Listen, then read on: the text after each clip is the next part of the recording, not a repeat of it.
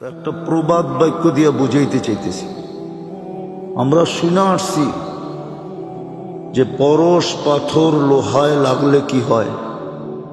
আরে বলেন না, স্বর্ণ হয়, ঠিক না? ঠিক আল্লাহর রহমতের ছোঁয়াও যদি কারো উপরে লাগে, সেও কিন্তু সোনায় রূপান্তরিত হয়। হ্যাঁ হ্যাঁ, দুনিয়ার সোনা তো মানুষ কাগজ দিয়া কিনে। কি দিয়া? কাগজ চিনেন?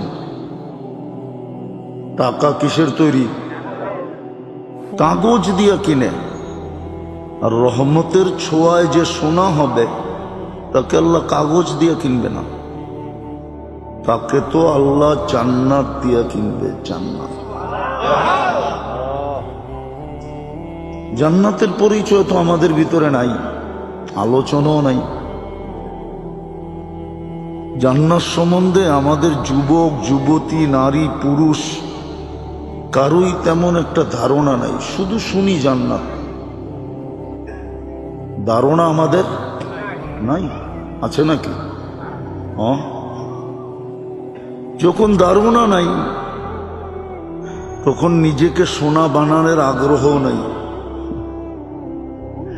শুধু দুনিয়ার সোনার পিছে দৌড়াইতেছে, তালাশ করতেছে পরশ পাথর কোথায় পাবো, বাড়ির লোহাগুলাতে কবে লাগাবো, আর এগুলা স্বর্ণ হবে, আর বাজারে নিয়ে গাট্টি বইরা কাগজ নিয়ে আসবো।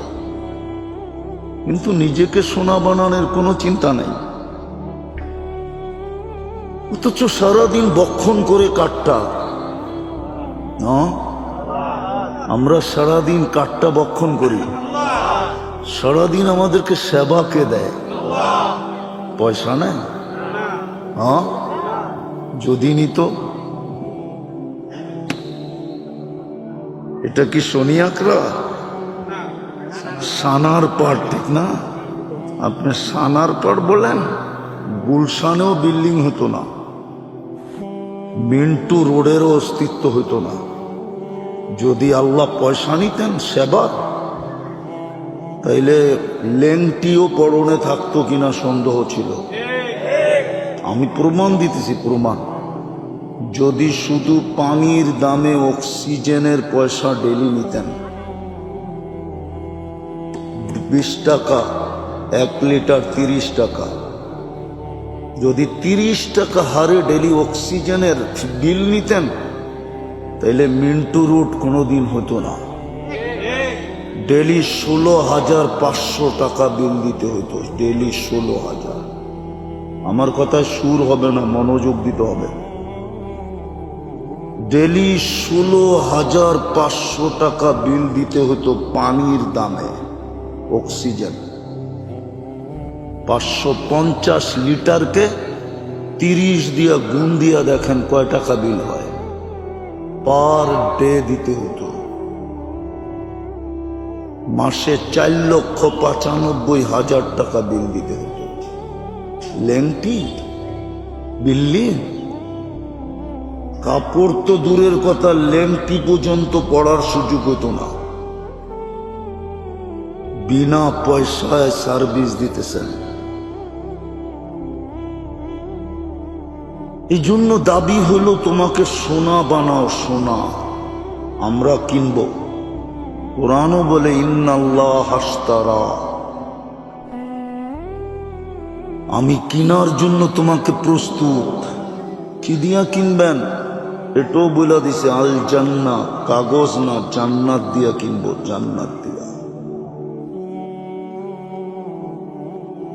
জান্নাত দিয়া তোমাকে কিনবো, কাগজ দিয়া কিনবো না।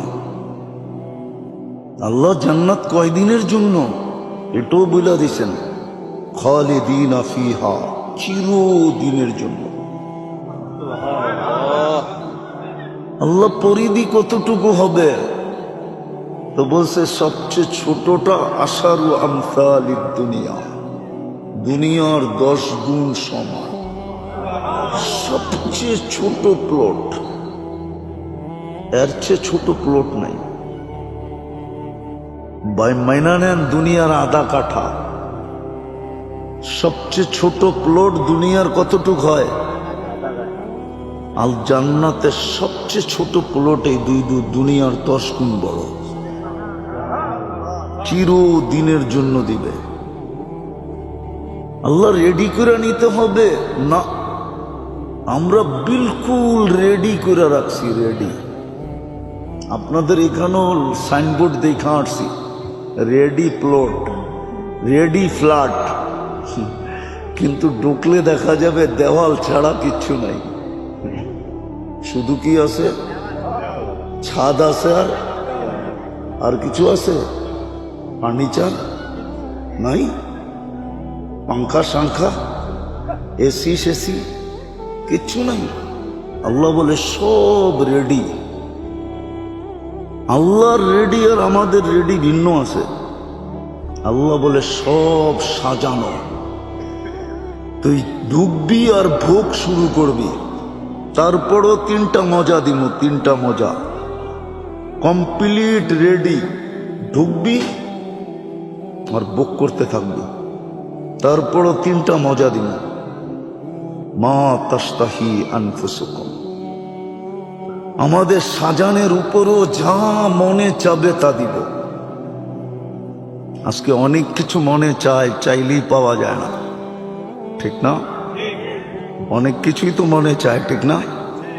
কি বুড়া হইলে কি মনে অনেক কিছু চায় না? না বুড়া হয়েছে দেখা মন শেষ হয়ে গেছে? নাহলে প্রবাদ বাক্য কেন বলবে শরীরটা বুড়া হয়েছে, মনটা কি বুড়া হয়েছে? বুড়া হওয়ার পরেও অনেক কিছু মন, কিন্তু জান্নাতে যা চাবে তা মিলবে। মা তাস্তাহি আনফুসুকুম, চোখে যা লাগবে ওটাই আমার হবে। আজকে যুবকদের চোখে অনেক কিছু লাগে, কিন্তু বারবার তাকাইলে জুতা দেখায়। ব্যক্ত করলে তো কোনো কথাই নাই, হইতে পারে প্যাকেট করে বাড়িতে পাঠায়া দিবে, সভা করবে, তারপরে বস্তায় ভরবে, তারপরে বাড়িতে পাঠায় দেবে। জান্নাতে যেটা চোখে লাগবে ওটাই যুবক তোমার। আরো একটা মজা আছে, ফালা তা'লামু নাফসুম মা উখফিয়া লাহুম মিন কুররাতি আয়ুনিন জাযাআম বিমা কানু ইয়ামালুন। আল্লাহ বলে মাঝে মাঝে এরকম জিনিস শো করব, শো বোঝেন তো, লুকানের থেকে বাহির করে তোর সামনে রাখবো, তুই দেখা অবাক হয়ে যাবে। এটা কোত্থেকে আসলো, এটা কি করে হলো?